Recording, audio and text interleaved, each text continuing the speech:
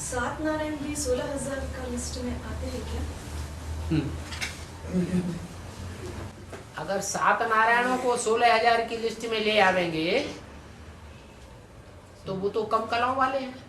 लेकिन उनको भी गद्दी मिलते हैं ना। अब गद्दी मिलती है, गद्दी मिलती है, लेकिन जो गद्दी मिलती है उस गद्दी के हिसाब से वो सप्त ऋषियों की गद्दी मिलती है या कि राजाओं की गद्दी मिलती है?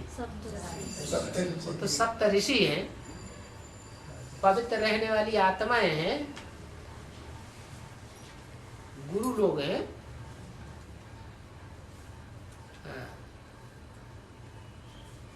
कम कलाओं वाले हैं एक दूसरे से। कम कलाओं वाले हैं तो कम कलाओं वाले ब्राह्मणों को पैदा करते हैं। जो 9 ऋषि हुए हैं उन 9 ऋषियों से 9 प्रकार के गोत्र पैदा हुए ब्राह्मणों के, तो उत्तरोत्तर कम कलाओं वाले गोत्र हैं ना। तो जो बाप आकर के राजाई देते हैं या राजघराने में जो वर्षा देते हैं वो संपूर्ण पुरुषार्थ करने वाले बच्चे होते हैं या अधूरा पुरुषार्थ करते हैं? संपूर्ण पुरुषार्थ करते हैं। और राजाई भी किस आधार पर मिलती है? कौन सा पुरुषार्थ खास है? यहाँ तो ज्ञान, योग, धारणा, सेवा चारों ही सब्जेक्ट हैं, लेकिन कौन सा सब्जेक्ट है जो उच्च पद बनाता है?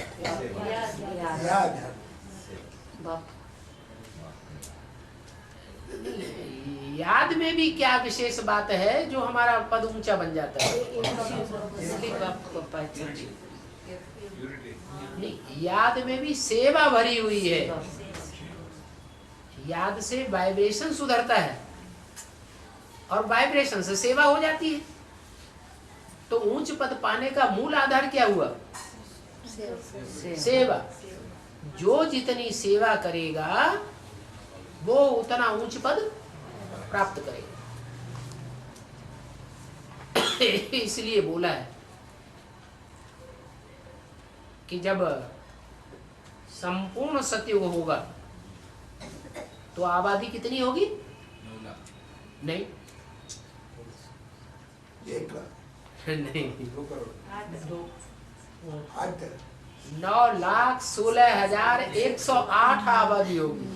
लेकिन वो तो 150 वर्ष अंत में आ जाता है। हाँ जी, तो संपूर्ण सतयुग हुआ ना। तो जो भी आत्माएं हैं राजपद पाने वाली, राजघराने में आने वाली, चाहे सतयुग के आदि में राजघराने में आती है, राजा बनती है, महाराजा बनती है वो, और चाहे उनमें से कुछ ऐसी भी हैं जो त्रेता के अंत में जाकर के राजा रानी बनती है या राजघराने में जन्म लेती है।